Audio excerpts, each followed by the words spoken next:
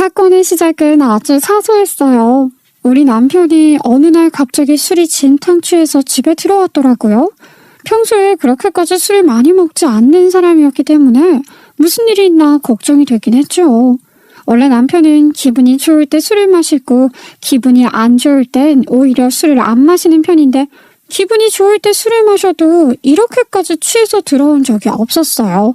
그러니 남편이 좋은 일이 있어서 술을 마신 건지 아니면 못 버틸 만큼 나쁜 일이 있어서 술을 마신 건지 가늠이 되질 않았죠.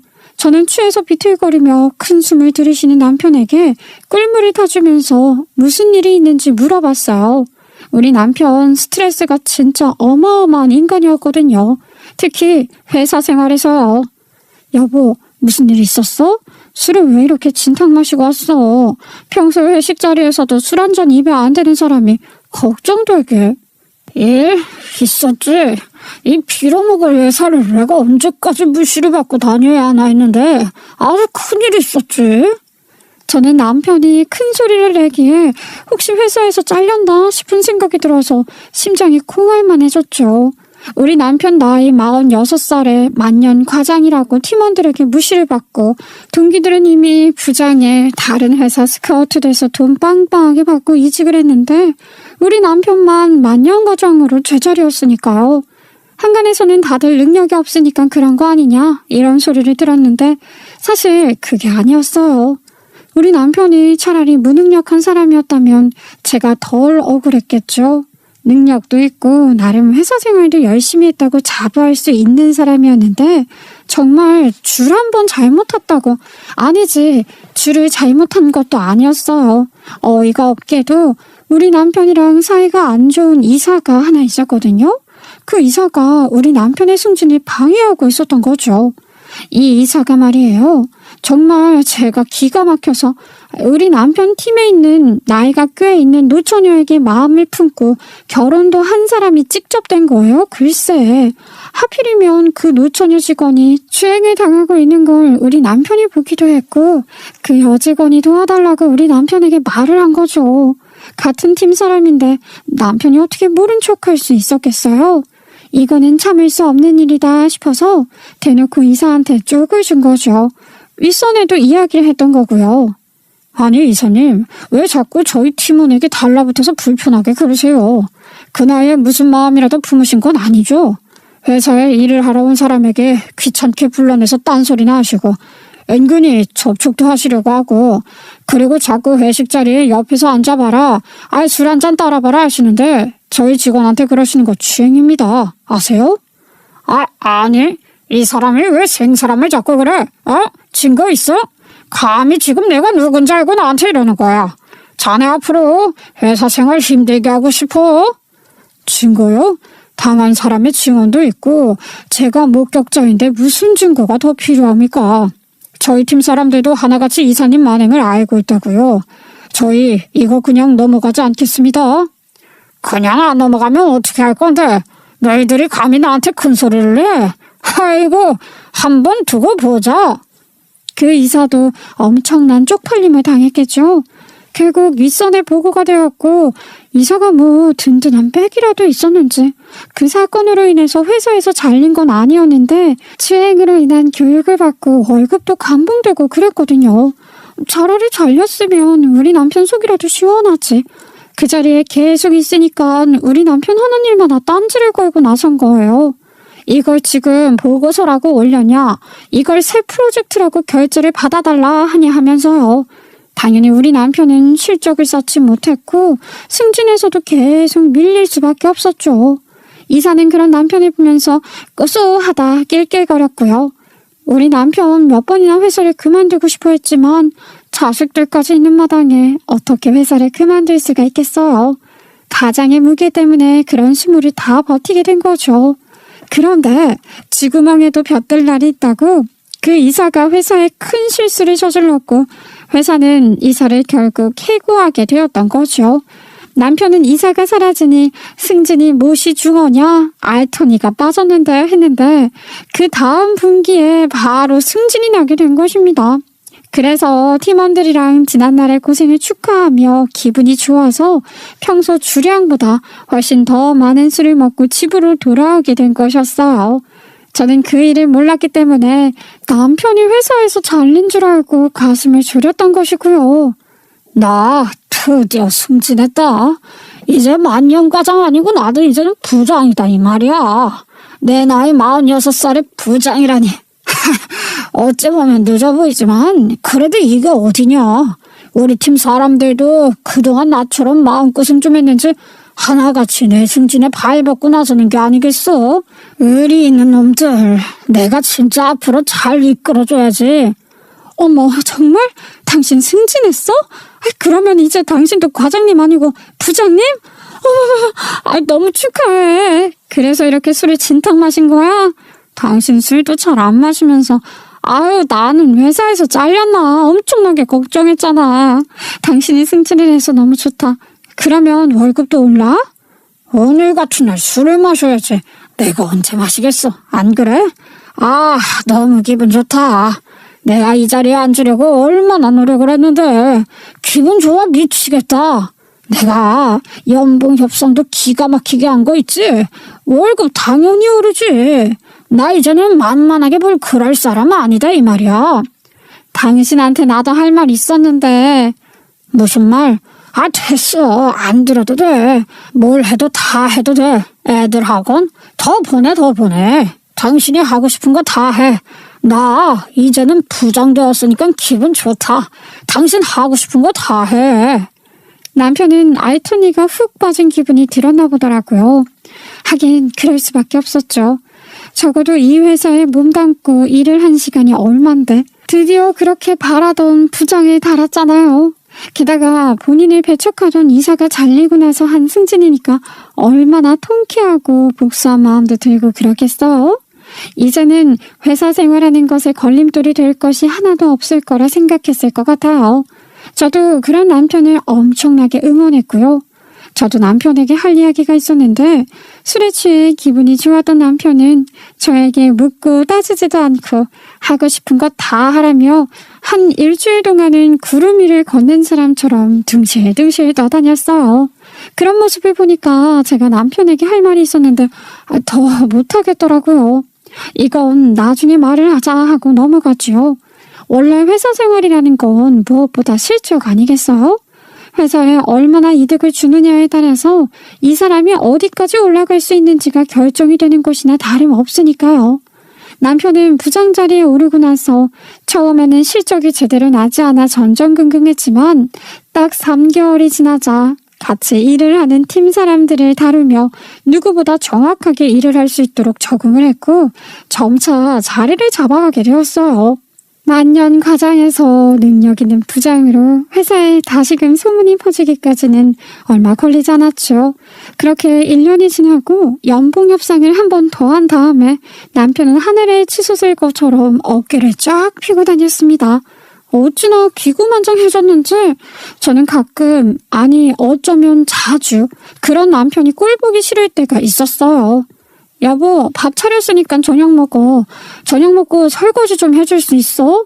나 애들 학교에서 제출하라는 것들이 있어서 사인도 해줘야 하고 숙제도 좀 봐줘야 해서 부탁 좀 할게. 에이씨, 반찬이 이게 뭐냐? 맨 풀떼기밖에 없네. 고기 없어, 고기? 바꿔내라는 사람한테 도대체 이거 먹고 어떻게 힘을 내라는 거야? 내가 소도 아니고. 적어도 반찬만큼은 조금 신경 써서 줄 수 있는 거 아니야? 집에서 내내 집안일만 하는 사람이 왜 이런 거 하나 제대로 못 챙겨? 당신 평소에는 잘하지 않던 반찬 투정을 하고 그래. 그냥 집에 있는 반찬으로 차렸어. 오늘 하루 정신이 없어서. 그리고 집에서 고기 구우면 냄새 안 빠져. 오늘 미세먼지 많아서 창문 못 열잖아. 차라리 내일 고깃집 가서 먹자. 오늘은 그냥 좀 먹어. 내가 참다 말을 하는 거야. 반찬이 매번 성의가 없어서.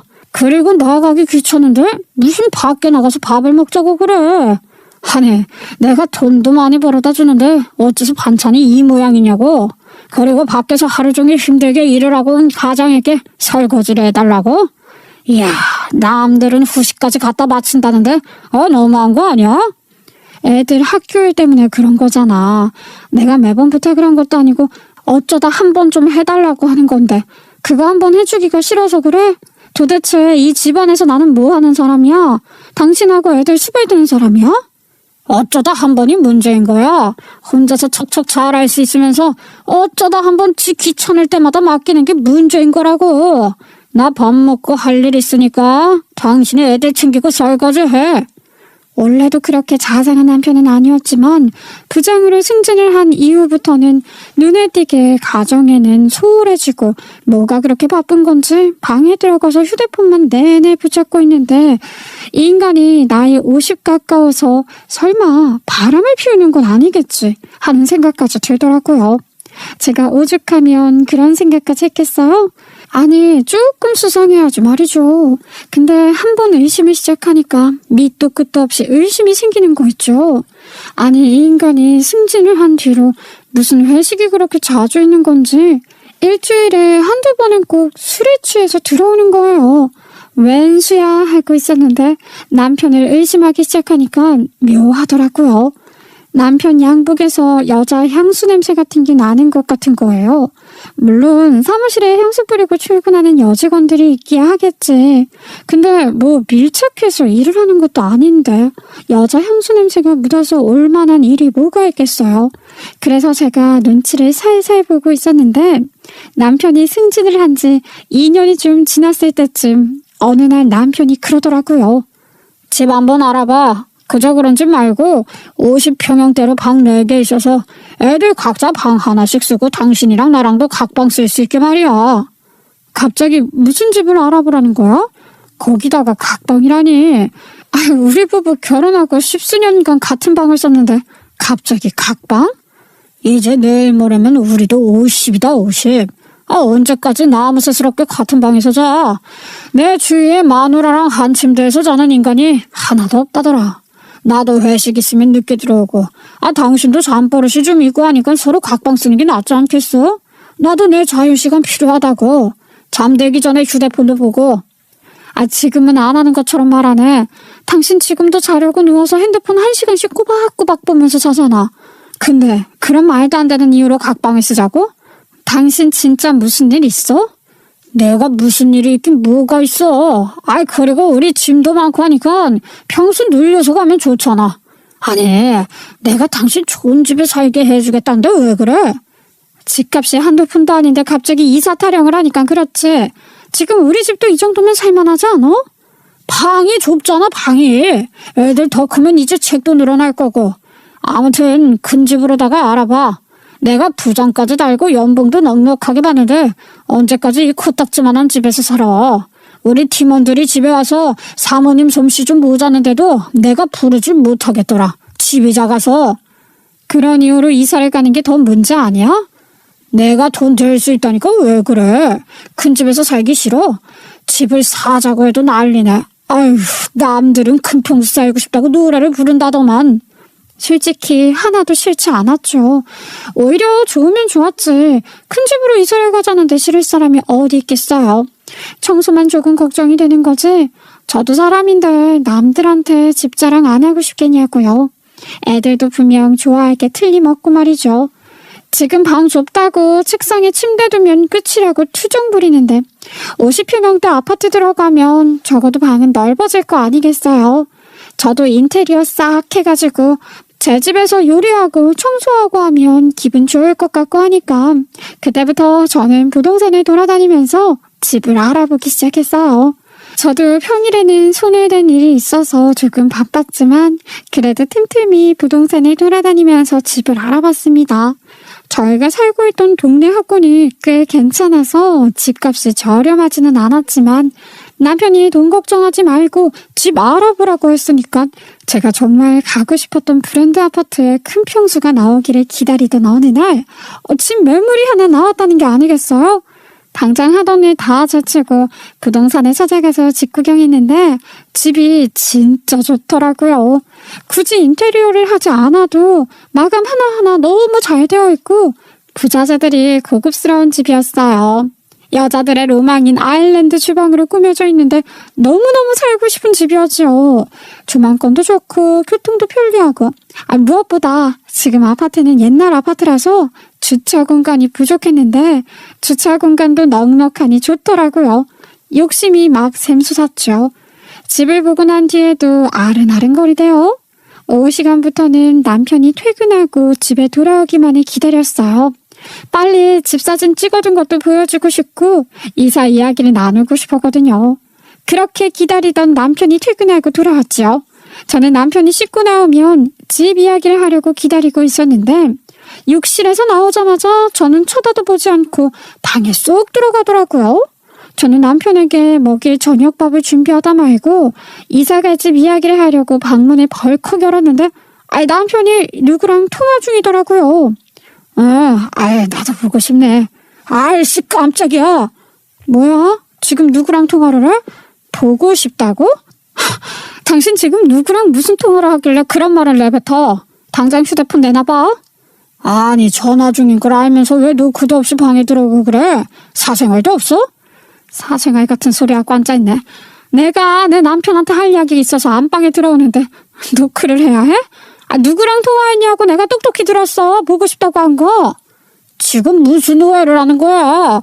예전에 내가 싫어했던 그 이사한테 추행을 당했던 직원이 그 이사가 어떻게 지내는지 궁금하다. 비참하게 지내는 모습이 보고 싶다고 하길래 나도 보고 싶다고 한 것뿐이야. 아니 그 직원은 퇴근한 지가 언젠데 전화를 해서 그런 시답지 않은 소리를 하고 있는데 당신이 그렇게 변명을 하면 할수록 더 이상하다는 건 몰라서 그래? 내일 아침부터 준비해야 하는 회의가 있어서 그 얘기하다가 담당이 원래 잘린 그 이사였어서 꼬리에 꼬리를 물고 그런 이야기까지 나온 거지. 지금 나를 의심이라도 하는 거야? 내가 설마 회사 여직원이랑 바람이라도 났을까봐? 당신 의부증이라도 있는 거 아니야?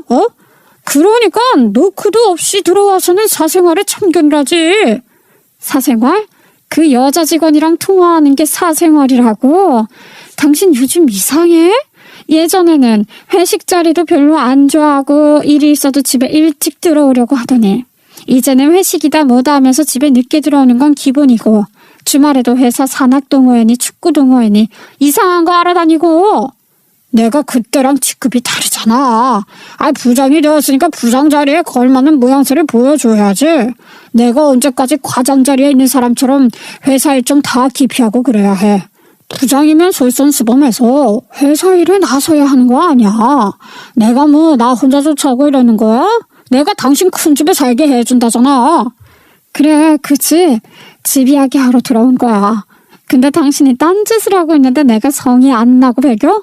진짜 그 여직원이랑 무슨 사이인지 똑바로 말 안 해? 참나, 내가 정말 휴대폰이라도 보여줘야 믿겠어?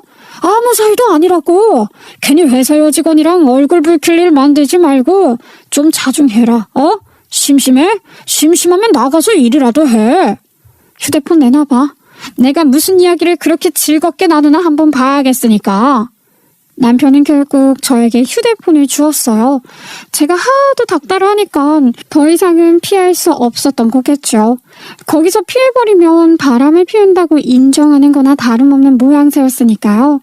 저는 문자 메시지부터 시작해서 깨톡까지 하나하나 다 뒤졌는데 정말 아무것도 나오지 않고 깨끗한 수준인 게 아니겠어요?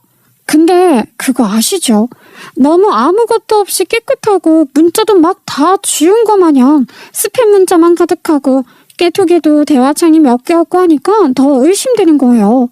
미리미리 사전에 걸릴 걸 대비해서 지워버린 사람 같았다 이 말입니다. 봐봐 아무것도 없지? 사람 괜히 의부증 걸려서 의심하고 그러지 좀 마. 진짜 질린다 질려. 우리가 같이 산 세월이 얼만데 나를 의심하고 그래. 진짜 너무 깨끗하니까 오히려 의심이 들잖아. 업무적인 톡 말고 개인적인 톡은 하나도 없네. 아니 퇴근 후에 전화까지 해서 시덥지 않은 이야기를 나누는 여직원이랑 나눈 대화창이 하나도 없다는 게 오히려 더 이상하지 않아?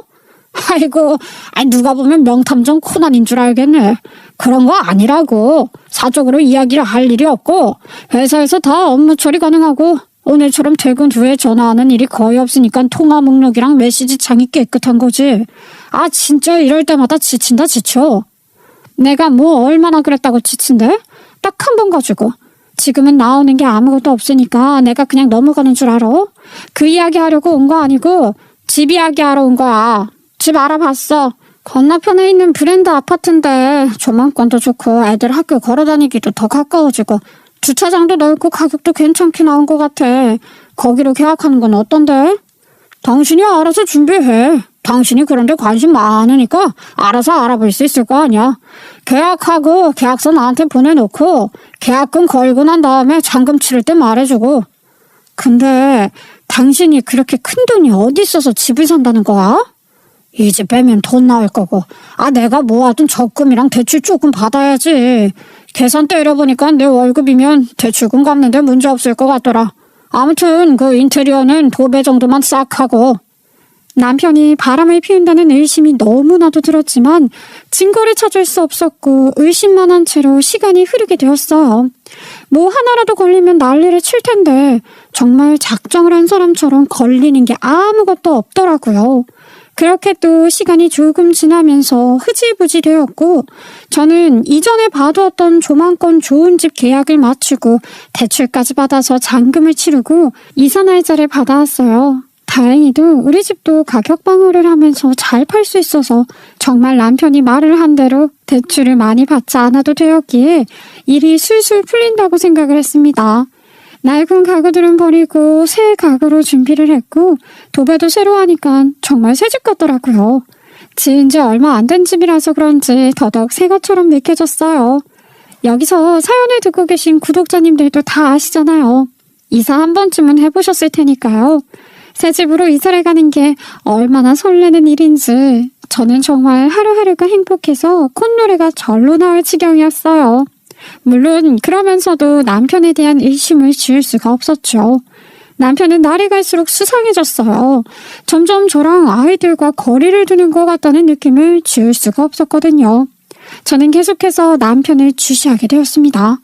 그렇게 시간이 더 흘러서 이사를 하는 날이 되었고 아침부터 저는 이삿짐 센터 직원들이랑 같이 짐을 나누고 정리하고 하느라 정신이 없었는데 남편이 그날 연차를 내고 쉬었단 말이에요. 갑자기 저한테 오더니 그동안 짐 정리하느라 힘들었을 테니 나머지 짐들은 본인이 알아서 챙기겠다며 저보고 뭐 근처에 있는 카페에 가서 커피라도 한 잔 마시고 오라는 게 아니겠어요.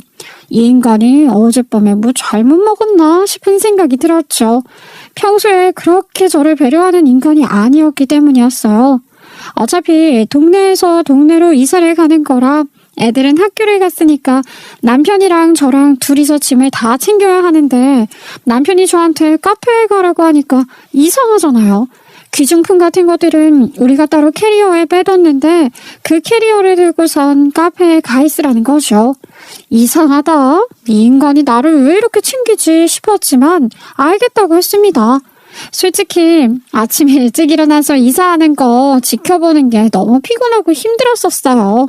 저도 정말 절절하게 커피 한 잔이 너무나도 당겼고 어차피 짐은 이삿짐 센터 직원들이 옮기는 거고 남편은 감독만 하면 되는 거니까 별일이 있겠나 싶더라고요. 이런 절호의 기회를 놓칠 수 없다는 생각에 저는 뒤도 돌아보지 않고 냉큼 카페에 가서 커피를 마시면서 휴대폰을 보고 있는데 한 1시간 반쯤 흘렀을까요? 남편에게 연락이 오더라고요. 짐 다 실었다고요. 그 말은 이사를 갈 준비가 다 끝났다는 것이잖아요. 저도 남편에게 답장을 보냈죠. 제가 그럼 이사 갈 집으로 가 있겠다고 하니까 저한테 그러지 말고 우리가 원래 살던 집 앞으로 오라고 말을 하는 게 아니겠어요? 뭐 더 챙길 게 있는 건가? 마지막으로 점검이라도 해야 하나 싶어서 서울서울 걸어가는데 남편이 공동현관 입구에 있더라고요. 이삿짐 차량들은 다 이동을 한 것 같았어요. 왜 여기로 오라고 그래? 바로 코앞인데. 이삿짐 이미 다 가 있는 거 아니야? 짐 싣는데 꽤 오래 걸렸네? 거의 다 실은 줄 알았는데. 마지막으로 차량 좀 나누느라. 이사갈 집 열쇠 들고 있지? 그거 다 줘봐. 당신한테도 공동현관 열쇠 주지 않았어? 내 거 하나만 들고 있는데. 그거 달라고. 일단 달라면 좀 주면 안 돼? 뭐 그렇게 하나하나 따지고 들어. 사람 피곤하게. 당신도 가지고 있으면서 내 걸 달라고 하니까 그렇지. 아니 오늘 왜 이렇게 예민해? 이사하는 날인데 좀 기분 좋게 가자. 나는 기분 좋게 갈 거야. 당신은 캐리어도 이리 주고 열쇠까지 나한테 다 넘겼으니까 이사 갈지 말고 처가로 가도록 해. 뭐? 친정으로 가라고? 갑자기 왜? 같이 가서 이삿짐 정리해야지. 당신이 그거 혼자 다 못해. 좀 있으면 애들도 올 텐데 더 정신없을걸? 같이 정리해야지. 당신은 정리할 필요 없으니까 가라고 하는 거 아니겠어? 아니, 내 생각을 왜 이렇게 해줘? 나 정리도 하지 마. 그럼 친정에 있다가 이따 저녁에 가면 청소년 몸에 다 되어 있는 거야? 아우, 당신 철들었나 보다. 저가에 가면 아마 알게 될 거야. 남편의 표정이 뭔가 이상하더라고요. 의미심장해 보이기도 하고 뭔가 후련해 보이기도 하고요. 근데 그 순간 갑자기 우리 친정엄마에게 전화가 걸려오는 게 아니겠어요? 남편이 슬쩍 제 휴대폰을 보더니만 받아보라는 고갯짓을 하길래 영문도 모르고 전화를 받았습니다. 엄마, 오늘 이사하는 날이잖아. 내가 전화한다는 걸 까먹었었네. 왜 전화했어요? 이사 잘하고 있나 궁금해서? 아니, 이게 다 무슨 일이야. 우리 집 앞으로 이삿짐 차량이 와서는 짐을 내리지 않니? 아무리 봐도 네 옷이랑 네 짐인 것 같아서 말이다. 내 짐이 지금 엄마 집으로 가 있다고? 이게 무슨 소리야? 예, 너도 모르는 일이니? 지금 이삿짐 센터 직원 둘이 와서 네 짐이라고 우리 집에다가 갖다 놓고 있는데 이게 무슨 일이야? 한서방한테 물어봐.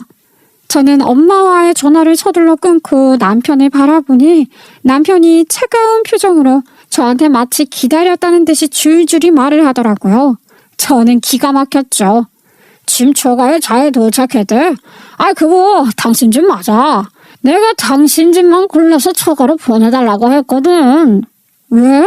아니, 지금 이게 뭐 하는 짓이야? 내가 이걸 어떻게 받아들여야 할지 전혀 이해가 안 가네? 무슨 말이겠어? 있는 그대로지. 이제 당신이랑은 더 이상 못 살겠어. 나는 부장으로 승진까지 했는데 당신은 집에서 뭘 하는 거야? 애들 돌본다는 이유로 사소한 집안일을 나한테 떠넘기지를 않나.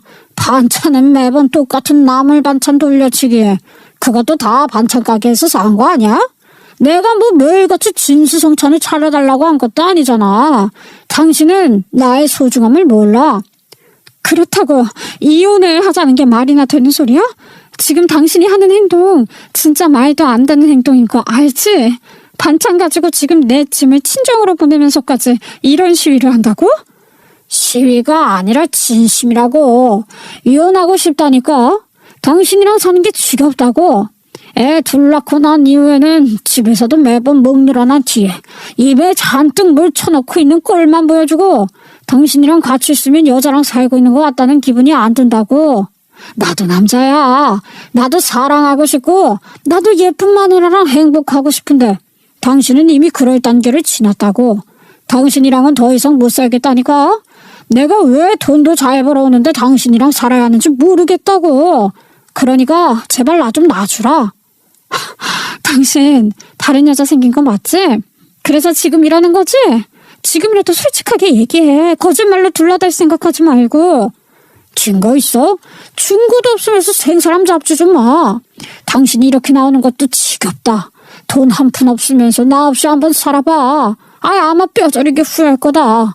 미리미리 좀 잘 해줄 걸 하고 말이야. 조만간 처가로 이혼소장도 보낼 테니까 준비나 단단히 하고 있어. 그 애들 키우고 싶다고 하면 말리진 않을게. 나도 새 출발하고 싶으니까. 제발 이혼 좀 해주라. 그래서 지금 이혼을 할 준비를 하고 새집 들어간 김에 내 짐을 친정으로 보내버렸다 이거지? 그래. 애들이 당신이랑 살고 싶어 할진 모르겠지만 말이야. 새집이 엄청 좋더라. 거기서 새 마누라 끼고 살라니까 당신은 처가 가서 빌빌거리면서 살아. 누가 빌빌거릴지 참 궁금하네. 내 생각해주는 건 역시 당신밖에 없어. 이혼하는데 힘들이지 말라고 직접 짐까지 친정으로 보내주고 말이야. 고마워. 나도 당신한테 할 말이 있었는데 당신이 부장으로 승진했다고, 일 바쁘다고, 이사 가자고 연타로 줄줄이 아주 신나해서 말할 기회도 놓쳤지 뭐야. 그 말과 동시에 저는 기중품이 들어있는 캐리어에서 서류 한 장을 꺼내 남편에게 들이밀었어요. 남편도 아마 이 상황은 전혀 눈치채지 못했을 겁니다. 제가 그동안 제 속에 있던 감정들을 꾹꾹 숨기면서 남편에게는 전혀 티를 내지 않았었거든요. 저도 그동안 화를 눌러 참으면서 남편을 속여오느라 힘들었어요. 이게 뭐야? 이혼 서류? 아니, 서류를 왜 당신이 들고 있어? 나도 당신이랑 이혼할 준비를 하고 있었거든. 당신이 바람을 피우는 걸 알았는데 어떻게 같이 살 수 있겠어? 집 살 때까지 기다렸어. 그래야 재산 분할을 받아도 좀 더 두둑하게 받을 수 있을 거 아니야. 참나, 언제까지 그 바람 이야기를 할 거야. 증거도 없는 걸로 괜히 소송 걸었다가 무고죄로 역관광 당할 수 있다는 거 잘 알고 있지? 증거가 없는데 내가 이렇게 당당하게 이혼 요구를 할 수 있겠어?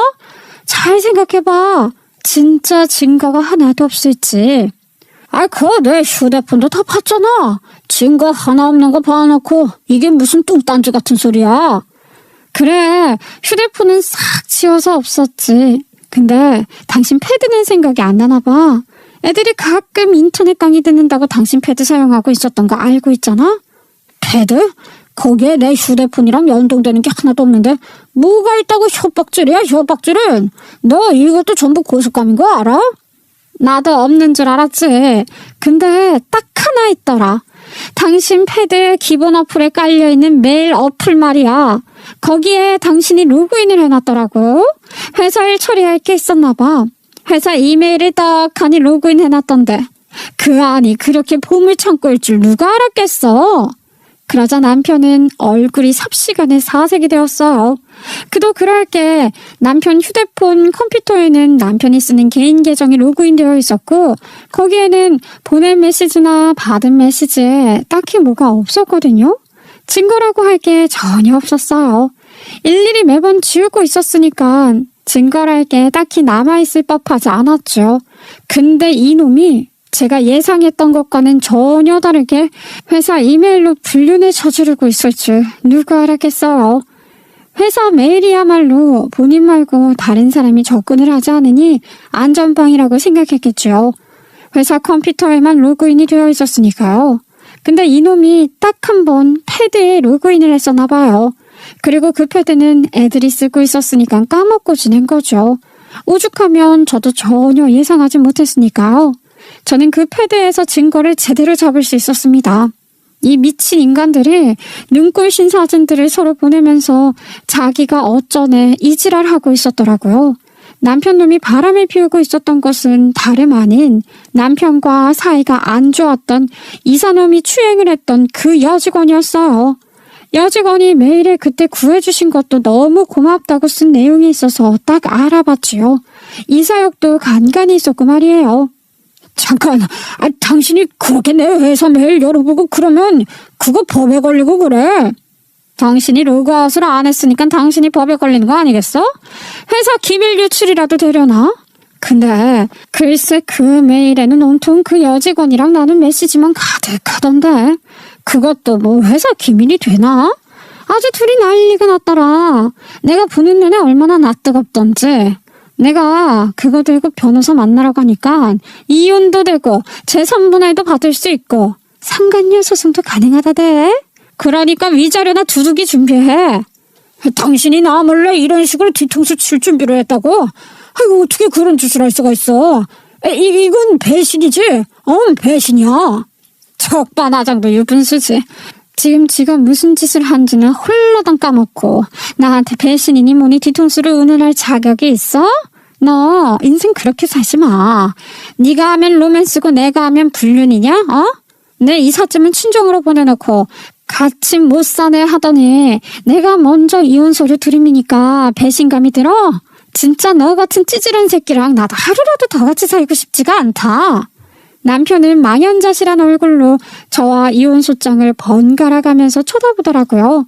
웃긴 게 지가 이혼 서류를 내밀지 못해서 충격을 받은 것 같은 얼굴이었죠. 저는 콧방귀 한번 제대로 끼워주고서는 가만히 서서 이혼 서류를 들여다보는 남편의 뒤로 앉혀 친정으로 갔어요. 그랬더니 우리 친정 부모님 이삿짐을 보시고는 넋이 나가 있으시더라고요. 구구절절 이야기해봐야 부모님께서 마음의 상처를 받으실까봐 그냥 최대한 중요한 부분만 말을 해서 남편이랑 이혼을 하게 되었다고 남편이 바람을 피웠다고 말을 하니 우리 아버지 당장 그 인간 머리채 잡으러 간다고 팔 걷어붙이고 나가시려고 하시더라고요. 저도 뺨이라도 한 대 갈겼어야 했다고 후회를 하긴 했지만 원래 복수라는 것은 우아하게 해야 완벽한 것 아니겠어요? 저에게는 또 하나의 계획이 있었거든요. 남편이 승진을 했다고 술을 진탕 먹고 온 날, 사실 저는 남편에게 하려던 이야기가 있었어요. 그것이 무엇이었냐면 제가 결혼 전에 다니던 회사 동기가 창업을 했다는 이야기였죠. 그걸 왜 남편에게 이야기하냐고요? 사실 그 동기가 저에게 본인이 창업하는 회사에 일부 투자를 해볼 생각이 없냐고 물어봤었거든요. 본인 사업이 잘 풀리면 회사 지분도 주고 투자금에 대한 이익금도 계산을 해서 주겠다고요. 근데 그 동기가 그저 그런 쭉정이었으면 당연히 투자를 거절했겠지만 회사 생활을 했을 때도 무척이나 비상한 머리를 가지고 아이디어를 뽐내던 동기였어요. 저랑 같이 입사를 했지만 제가 일을 그만두었을 땐 이미 저보다 높은 자리에서 일을 하고 있었고요. 회사 생활을 하다 보면 이런 일 저런 일에 치이게 되잖아요. 본인의 공을 죄다 윗선에서 가로채고 그러다 보니까 조직관계에 환멸을 껴서 창업을 하기로 했다고 하더라고요. 본인이 퇴직금 받은 거 다 쏟아부어도 돈이 좀 모자라다면서 자기한테 투자를 하면 절대 손해보는 일은 없을 거라고 저를 꼬드겼고 저는 넘어가게 되었지요. 물론 이 동기가 어떻게든 해낼 거라는 신뢰가 있었으니까 그 동기의 능력을 믿고 있었으니까 투자를 결심했고요. 제가 가진 돈은 얼마 되지 않아서 친정부모님께 몰래 손을 벌려서 투자를 했다 이 말입니다. 남편에게 솔직하게 말을 하고 돈을 좀 달라고 말을 하고 싶었는데 남편이 그냥 너 하고 싶은 거 다 해 하면서 승진을 하고도 저한테 돈 쓰는 건 예민하게 굴길래 남편 돈을 쓰기 좀 그랬어요. 막말로 뭘 믿고 투자하냐? 네 돈은 내 돈이고 내 돈은 내 돈이다 하면서 절대 안 된다 하고도 남을 사람이었거든요. 애들 교육비 같은 건 크게 터치 안 했는데 제가 개인적으로 뭐 옷을 산다거나 그러면 남편이 엄청 뭐라 했거든요. 정말 입을 옷이 없어서 산 것인데도 백화점에서 쇼핑을 했다고 투덜대는 거예요. 옷 한 벌에도 이런 반응인데 투자금 필요하단 말을 어떻게 하겠어요. 옆에 내가 쓸데없는 일만 한다면서 투자 자체를 못하게 막을 것 같았지만요. 그래서 괜히 뒷말 나오느니 친정부모님께 빌리자 싶어서 돈을 빌려서 투자를 했고 그 뒤로 2년 가까운 시간이 지났는데 정말 초대박이 난 것입니다. 제가 투자를 적지 않게 했기에 투자금에 대한 순이익을 꽤 돌려받았는데 동기가 사업을 조금 더 크게 확장을 시키고 싶다면서 저에게 투자금을 지분으로 돌리는 게 어떻겠냐 물어보더라고요. 동기가 정말 일을 잘하고 있었기 때문에 저는 믿고 이익을 돌려받지 않고 동기 회사에 지분을 받았고요.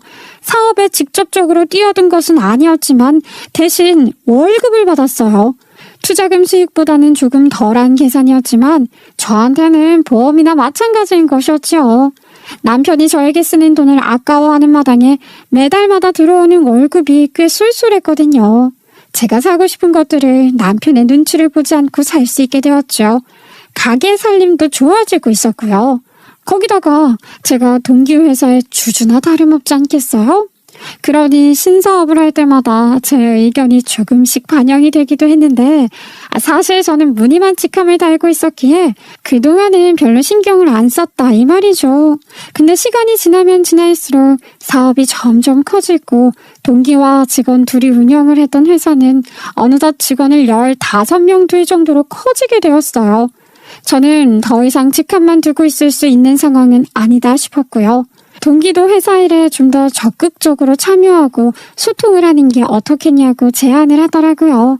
동기가 저한테 같이 회사 생활을 할 때 눈여겨보고 있었다면서 저에게도 충분히 능력이 있다고 말을 해주는데 결혼을 하고 나서 저에게 저런 긍정적인 이야기를 해줬던 사람이 없었고 늘 저는 누군가의 아내, 누군가의 엄마였기 때문에 제 능력을 인정받을 일이 없었거든요.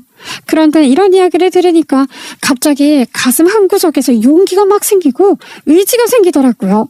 제가 그 사업에 있어서 문외한인데도 불구하고 저한테 번뜩이는 구석이 있다는 거예요. 그 말에 힘을 얻게 되었죠. 신사업을 할 때마다 제 의견이 조금씩 반영이 되었다고 했었잖아요.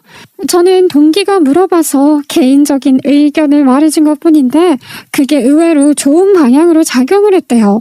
여태까지는 회사 일에 참여한다고 해도 메신저로 주로 이야기를 나누거나 했는데 본격적으로 참여를 하게 되면 회사에 직접 출근해서 미팅도 하고 해야 하지 않겠어요? 집을 비우는 일도 생길 거고 더 이상 남편한테 숨기기도 어렵겠다 싶었던 거죠. 솔직하게 말을 해야 하나 고민을 하고 있었던 찰나 딱 바람에 덜미를 잡아버린 겁니다. 저는 이혼을 하고 재산분할 신청을 당연하게 했죠. 큰 집을 샀는데 재산분할을 하게 되면 제 몫으로 떨어질 몫이 더 크지 않겠어요? 저는 절호의 타이밍을 잡은 거죠. 거기다가 양육권도 주장을 했는데 이 사실을 전부 알게 된 남편놈이 딴지를 걸더라고요. 양육권? 그건 주 양육자가 누구인지 잘 따져봐야 하는 거 아닙니까? 저 여자가 저희 아이들을 챙기긴 했지만 결과적으로 아이들에게 들어가는 모든 비용은 제가 지불했습니다. 돈 없이 어떻게 아이들을 키울 수 있겠습니까? 뒷바라지 그거 저도 잘할 수 있습니다. 저는 경제적인 능력이 있으니까 제가 양육권을 가져가겠습니다. 당신은 애들이 어디 학원에 다니는지도 모르지 않아? 그래놓고 무슨 애들 양육권을 가져가겠다고? 양육권 가져가고 싶으면 재산분할 신청 그거 취하해. 내가 당신한테 위자료 겸해서 3천만 원 줄 테니까 그냥 그거 받고 끝내라고. 그러면 내가 양육권 포기해 줄 테니까 서로 윈윈 아니야? 당신 애들 없이는 못 살잖아. 괜히 내 돈 한 푼이라도 더 가져가려고 탐내지 말고. 남편은 거의 협박을 하듯이 이야기를 하더라고요. 제가 동기 회사에서 일을 하고 있다는 걸 몰랐으니 경제적 능력을 운운하면서 양육권을 가지고 딜을 하려고 들었던 것이지요. 하지만 저도 월급을 받고 경제 능력이 있는 사람이지 않겠어요? 당연히 재직을 하고 있다는 자료를 제출했고 아이들도 엄마랑 살고 싶다는 의사를 밝혀 양육권을 제가 가지고 올 수 있게 되었어요. 솔직히 보통 양육권은 주 양육자가 가져가는 경우가 많아서 그렇게까지 안 해도 어차피 제 손에 양육권이 들어오긴 할 테지만 남편을 엿먹이고 싶은 마음이 더 컸거든요. 아무것도 없는 척하다가 빡 뒤통수를 때리니 남편은 얼얼해했지요. 네가 집에나 처박혀서 집안일이나 한다며 나를 무시했었지? 근데 이걸 어쩌냐? 나도 사실은 경제적인 능력 있는 사람이었는데 난 그것도 모르고 아주 보고 싶은 것만 보고 살더라. 네가 나 몰래 일을 하고 있었다고? 진짜 너 어디까지 숨기면서 살 생각이냐? 어? 뭘 숨겨? 내가 말을 하려고 했는데 그때마다 할 말 없다면서 그냥 하고 싶은 거 알아서 하라고 차단했던 게 누군데? 내가 네 돈 쓸 때 말고는 나한테 관심도 없었잖아. 내가 뭘 사는지 네 돈으로 뭘 했는지 말고는 대화도 안 하려고 했던 너한테 무슨 말을 해? 자업자득이야. 사기꾼한테 당한 느낌이다. 나를 그렇게 속여먹어? 얼씨구 너도 나를 속여먹고 바람을 피운 주제 무슨 자격으로 그런 말을 하니? 거울을 봐. 네 속부터 들여다보라고. 결국 남편놈 입 한 번 제대로 뻥끗하지 못하고 재산분을 두둑하게 나눠주게 되었죠. 그 50평형대 아파트? 빚만 잔뜩 생긴 아파트가 되었지요. 재산분할 해주느라 그 아파트 담보로 대출을 받아야 했거든요. 거기다가 위자료에 상간녀 소송까지 승소를 하고 나니까 제가 애들이랑 같이 지낼 집 한 채 구하는 거 어렵지 않더라고요. 눈을 조금 낮추니까 세상에 제가 살 집이 어찌나 많던지. 그때부터 저는 동기 회사에 출근을 하며 일을 배웠고 동기는 본인이 처음 회사를 세울 때 제 도움이 없었으면 어려웠을 거라며 저에게 하나하나 일을 가르쳐 주었어요. 그렇게 2년이라는 시간이 더 지나고 드디어 전 남편 놈에게 제대로 복수를 할 일이 생겼습니다.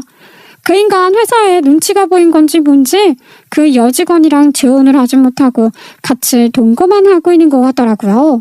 기회만 호시탐탐 엿보고 있었는데 드디어 찾아온 겁니다. 복수의 기회가요. 그러니까 제 전 남편이 제가 일을 하고 있는 회사가 정확히 어디인지 그런 걸 몰랐거든요. 왜냐하면 이혼을 한 뒤에 알게 된 사실이니까 제가 말을 제대로 해줄 필요가 없잖아요. 구구절절 제가 어느 회사에서 무슨 일을 하는지 말할 필요가 뭐가 있어요.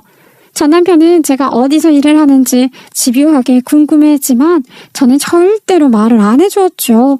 근데 글쎄 우리 회사가 갑이 된 겁니다. 전 남편네 회사가 우리 회사에 필요한 자재를 납품받아야 할 일이 생긴 거예요. 저는 언젠가 이런 일이 오게 될 줄 알았죠. 은근히 밀접한 관계가 있는 회사들이었거든요.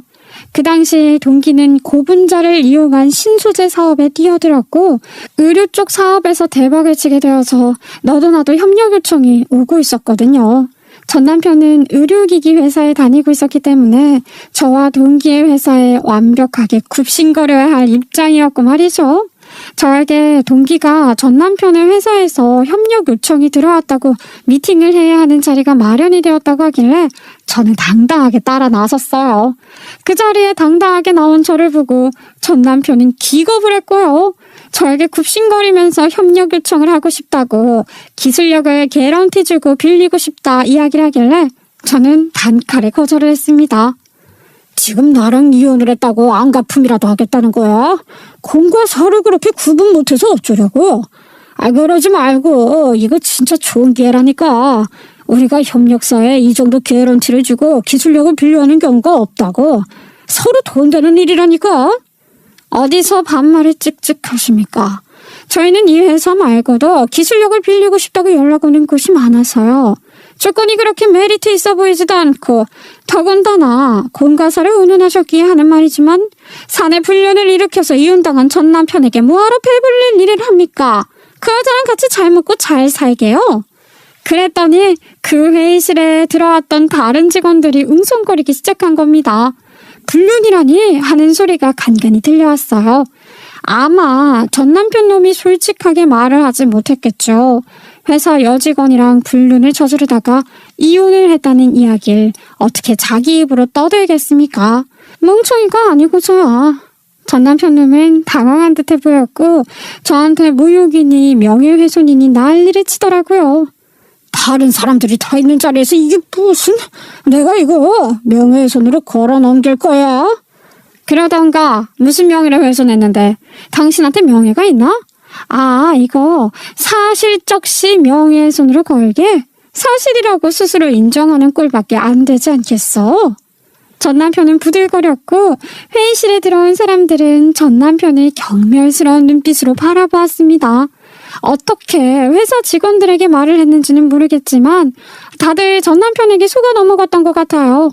제 탓을 하면서 이혼을 했다고 피해자 코스프레를 했으니 불륜이라는 말에 다들 이런 반응을 했겠죠.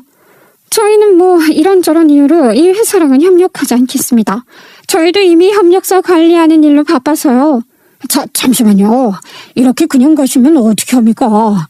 과거의 일은 과거로 묻어둡시다. 개인적인 감정으로 거래처 하나 이런 건 너무 손해 아닙니까? 일을 그르치지 말고 우리 서로 협력합시다. 돈 한 푼이 귀한 시대에 이런 기회를 사적인 감정으로 놓친다고요? 제발요. 우리는 이런 돈 한 푼이 아쉽지 않은 입장이라서 굳이 사적인 감정이 남아있는데 얼굴 붉히며 거래를 하고 싶지 않은데? 그쪽이나 급하겠지. 우리는 협력 요청 온 곳이 한두 군데가 아니라서 말이야. 솔직히 여기 거래를 하느니 라이벌 회사에 팔아치우는 게 낫겠다 싶고 한 번만 도와주라. 우리가 같이 살 시간이 있는데 나 요즘 실적 계획판 나서 윗선에 눈치 보인단 말이야. 거기다가 당신이 불륜 사실까지 다 까발려서 팀원들도 나를 이상하게 쳐다본다고. 나 앞으로 회사 생활 어떻게 해. 한 번만 도와주라. 내가 사과할게. 바람 피우고 이혼하자고 그때 막 초과로 짐 다 보낸 거 그거 사과할게. 이야, 사과도 빠르다. 몇 년이 지났는데 너는 애들이 어떻게 사는지 얼마나 컸는지 궁금하지도 않니? 나한테 할 말이 고작 이것뿐이라니. 인간도 아니다. 됐어. 인간아, 번복할 일 없어. 거래는 안 할 거니까 그런 줄 알아. 나 양육비 줄 돈도 없어. 지금 연봉 협상도 안 됐다고. 제발 이번이 마지막 기회라니까. 당신도 양육비는 받아야 할 거 아니야. 양육비는 내가 소송 걸어서 어떻게든 받아 챙길 거니까 그런 줄 알아. 네 능력이 부족해서 점점 회사에서 밀리고 있는 주제. 누구 탓을 해. 그럼 내가 개인적인 감정을 다 버리고서라도 이 회사랑 계약하고 싶은 기가 막힌 조건이라도 들고 오던가. 끝까지 계약 체결을 해주지 않자 결국 전 남편 놈은 점차 실무에서도 밀리게 된 것 같더라고요. 뭐 그 여자도 전 남편 능력에 찰싹 붙어서 불륜을 저질렀던 것 같은데 전 남편 놈이 회사에서 나가리 되면 자연스럽게 헤어지지 않겠어요? 뭐 둘이 좋아 죽어서 결혼까지 하겠다면 제가 말릴 일은 아니고요. 그거야 두고 보면 알겠지요. 아무튼 저는 제일 잘하면서 애들 둘 잘 키우면서 그렇게 평소와 다름없는 일상을 보내고 있어요. 죄를 지은 인간은 그 죄값을 언젠가 받게 되어 있는 법이라 생각합니다. 제가 나서지 않아도요. 그 인간 회사에서 어떤 취급을 받을지 너무너무 궁금하네요. 제가 이번에 느낀 것은요. 여자도 경제적인 능력을 갖춰야 이혼도 똑바로 할 수 있다는 것이었어요. 돈돈거리며 살고 싶지는 않지만 돈이 있어야 대우도 받고 원하는 것도 이룰 수 있더라고요. 그러니까 여러분들도 꼭 원하시는 일 다 이룰 수 있게 본인의 가치를 성장시키셨으면 좋겠습니다. 제 이야기 끝까지 들어주셔서 감사합니다.